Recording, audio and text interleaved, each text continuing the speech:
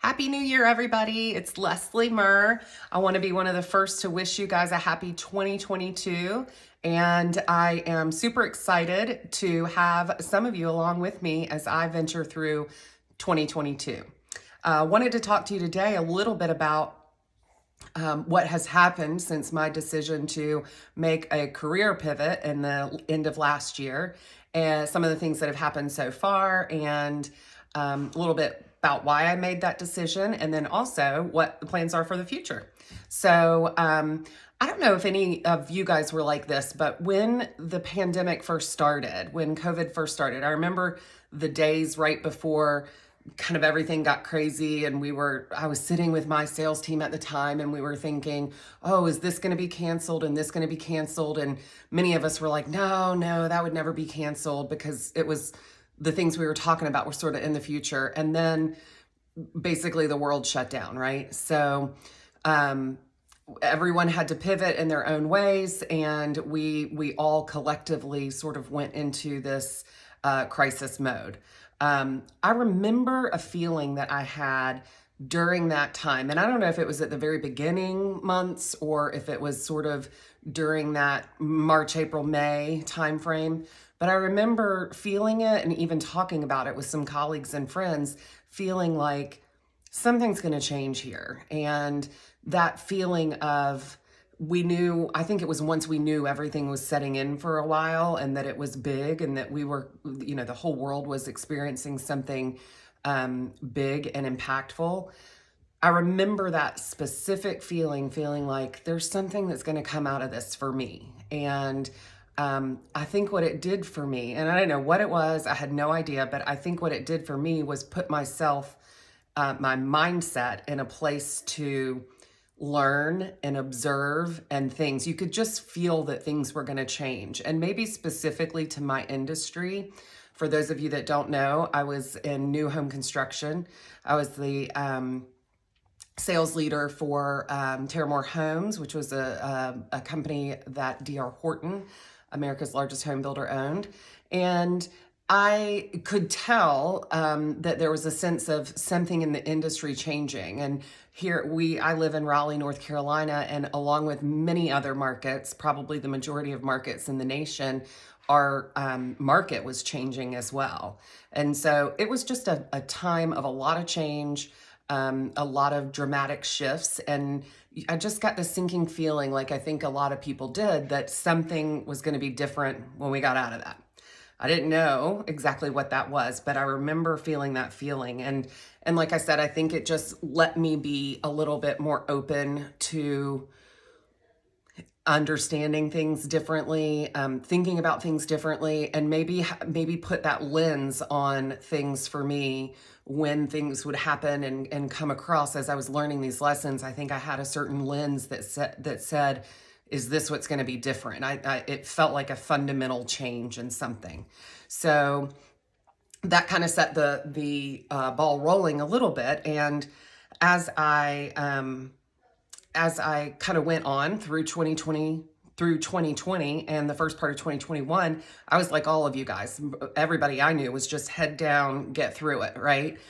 At the time, we had I had a whole sales team and a whole team in general that went remote, but also had the same type of sales goals and the same type of drive and motivation. So there we were, left with a sales team that all had different feelings and emotions about what was going on, different actual things in their personal lives that made their situations different. And so we had to recognize all of those things at the same time, keeping an entire sales team motivated, which when nobody's buying anything or you don't have anything to sell, it is extremely hard to keep a sales team motivated. So, and we had to do it all digitally now. So talk about the pivot that we never saw coming. One day to the next was an extreme pivot. And it was very interesting to be on a team that had the challenge ahead of them to get through that. And so we learned a whole lot through that, but it did force us kind of to focus on the task at hand and learn all the lessons that we could learn.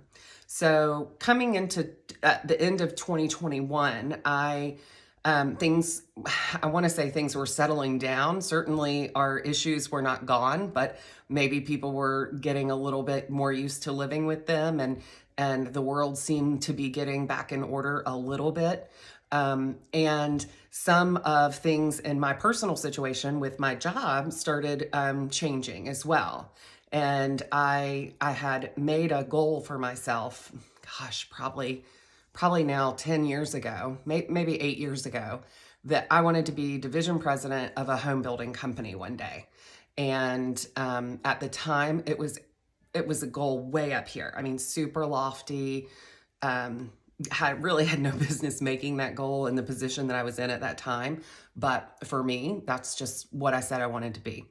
In the next 8 or so years, I took many different positions in companies to make sure that I had the experience that I needed when that opportunity would present. And at the end of 2021, stars aligned and everything was moving in that direction, and that was the direction I was going.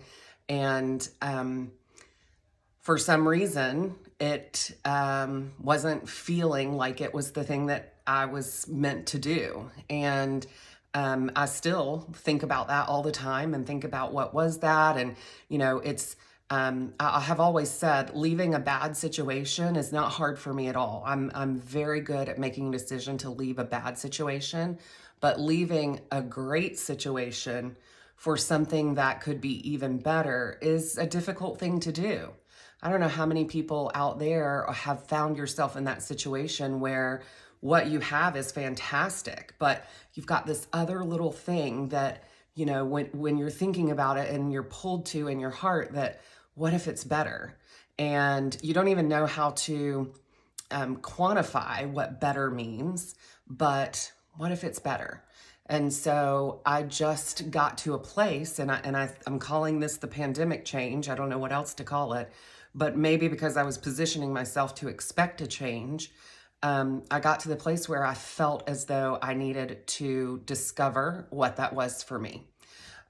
So lots of other events take place, and lots of other discussions and timing and all of those things. But in the end, I did part ways with that company, and I still feel like I'm there. I still feel like I'm a part of them because they were so important to me, and they're doing great, and it was a great transition. But I decided to follow that little instinct in me, follow that little person saying, what if there's something more? And, I've had a couple of people ask me since I've made that decision, how did you do it? You're so courageous. You're so brave. And I've really tried to think about what that means. When someone says you're so courageous, I was scared as anything, still am. And it's so funny because I think courage is a funny word. It does take courage to make that decision, but it takes courage every single day to make that decision. It isn't a one-day decision and you build up the courage real big and you say, okay, I'm going to make this decision, and then everything falls into place for you. It is definitely not like that. And there may have been days I thought that's how that was going to be. But I'm here to tell you that it is not that way. So I'm still discovering what that means. And I know that it does take courage and bravery and confidence and everything else. But it's a funny process. Just like I think a lot of things are a process. It's not a one and done type thing. But to give a little information about what I'm doing now, about a year ago, my husband, Matt, and I started a real estate company. It was really his deal, his real estate company. I just kind of like to have my hands in everything. So I called it mine too, but it really wasn't. It was his real estate company.